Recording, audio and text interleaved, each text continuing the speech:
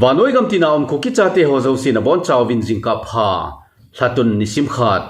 tiuze ni khuin jong Jingkah Thusoh ngai ki du hiti Thusoh ngai taw hiti Kuki CSO Federal Council of 5 ti akimin vo hon zani Mars nisim somthum le khat ni kho chon joint consultative meeting ananei khomovin Ministry of Home Affairs MHA in Kuki leader ho kona ahin bolnaw chungchang thu ho ni sei khomovi Federal Council of 5 ti akimin vo Kuki CSO ho cho Thado Tribe Council General Headquarter any Kuki Tribe Council Lomthlang Som Kuki Reformation Forum hole Wal Kuki Zo Intellectual Council holo hiuvi Kuki Zo Council lamkai ho through a Ministry of Home Affairs in Kuki in P Manipur Marin Puito Zomi Council lamkai ho chu telephone mangcha kamchinga kyo piding in tip na na bolovin Mele ho to Hemkham bol sa dinga ko na bol hidanin achunga ki sei Kuki CSO Federal Council of 5 kiti chusi CSO ho chunan phongdo vien sule chutia Ministry of Home Affairs MHA hon abolo chu Kuki ho sung suke na khat a hin chuti hi chun Kuki Zo Council lamkai ho chu Ministry of Home Affairs hon official te en ko na bol hen lang chuti le Kuki Zo Council hon mi pi ho deidan la khom na nei the wintin mi pi ho deilengai ho chu Kuki Zo Council Ministry of Home Affairs MHA ho hinga athu thedi o hitin aphong do uvi Ministry of Home Affairs MHA hon kona abol na wa Delhi khopya ga kalsong KCSO ho chu Kuki ho tha khela kalsong hi povin Kuki te zum su ding ki sa hiuvi Kuki te na tumbi akibai pu ne dinga India dan pinoya gamle go thumna ki bol hi India Prime Minister Louis Pandit Jawaharlal Nehru khanglai sangkha jago somli le gup somli le sagilaya Kuki National Assembly ke ne mina anki panhitadanin Kuki CSO nga hon hin phongdo taw vi chule chuchi Kuki CSO hon seina wachon political issue ho zo si cho political li a chai do ding do la hi Kuki te chondan khandan ho custom dung zuya Hemkham bol pi a chai do ding ki go hi thelo ding a hi Hemkham kiti cho Kuki nampi sungbowa ki chipi a hin zadang namdang hoto chule politics a ki chipi lo hi tin zong Kuki CSO hon hin phongdo vi Kuki CSO lamkai ho Ministry of Home Affairs in official ta a ko na abolo zong hilova Ministry of Home Affairs ho ki ho pi ho le mele ho ki ho pi ho cho Kuki ten athu kala po vi public consultation umlova ngali tul chungchang thu a ki ho na adia ex gratia thu hen lang relief and rehabilitation chungchang thu ho le funding chungchang thu ho chule thu chum ho a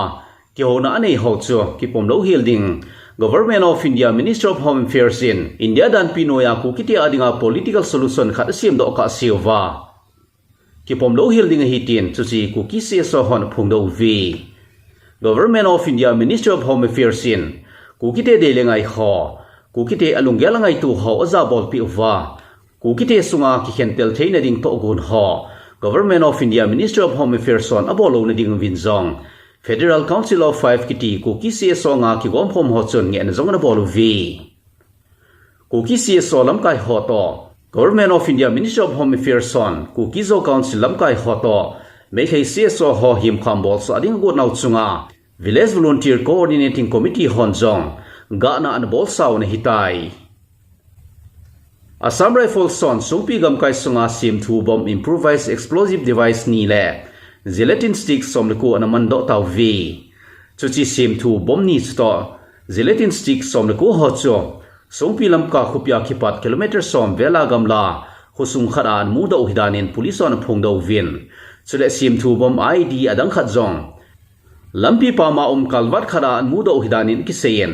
chuchi bomb ho cho security force on an supo tawi tin thulu de kimui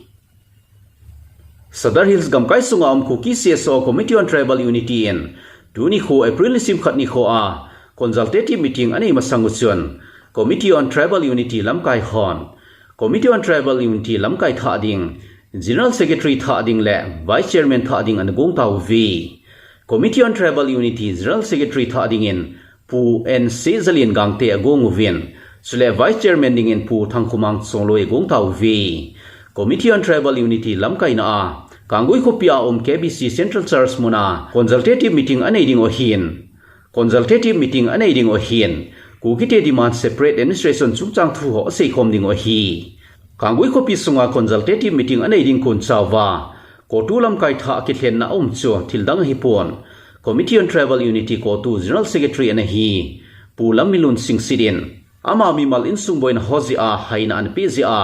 resign an bol zi a ko tu lam kai tha thlen na anei o hi pu en se zalin gang te chu Committee on Tribal Unity ko tu General Secretary dinga kilung to ta na thlen do o hi Minister of Home Affairs MHA in Kuki lam kai ho Delhi khopia Hemkham bol sa dinga ko na anei naw chungchang thu to ki sai chen Chandil district sunga tuni kho a hi Kuki CSO hole Kuki mi pi hon kyo khom na ngaidan sei khom na anei ding o hi lamka khupi sunga tuma sanga boina na hlun laya kinup to na bol bang chon joint monitoring group kiti zalenam ki ka boina ho sei tham ding committee khat sim do ding a gu chon sim do taw vi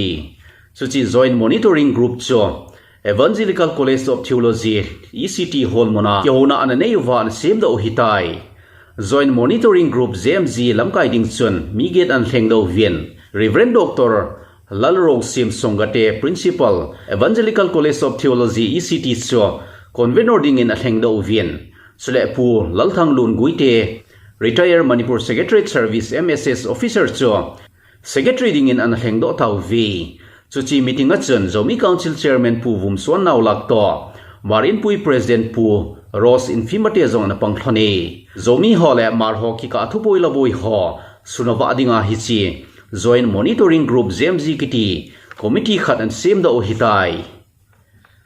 Zani Mars ni sim som tum lekhat Monday ni kho chun Manipur Police on Meitei terrorist Meitei thingnoi mi KCP Noyang Group a active cadre Meitei terrorist mi nga na mando vi Suchi Meitei terrorist mi nga ho chu sumle pai dong le apang hiu vi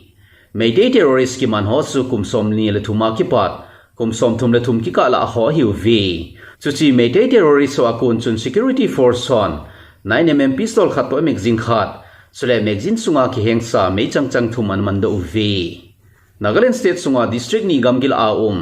khuni ki ka akina ana anomen chuti a khuni ho akina ana wachon mili ana kitong khaw vi chuchi khote ni chwa ngamle ko chungchang thu a mei thala ki kap tu on hiu vi government mi ho mo pon nei hon chuchi chungchang thu a khulsil na nei taw vi Nagaland deputy chief minister pan akitong kha ho hospital muna vil na zonga gane ye Thusoh chan hin ki chai tai Thusoh ngai ho zo sin a bon chaw win ni ku pha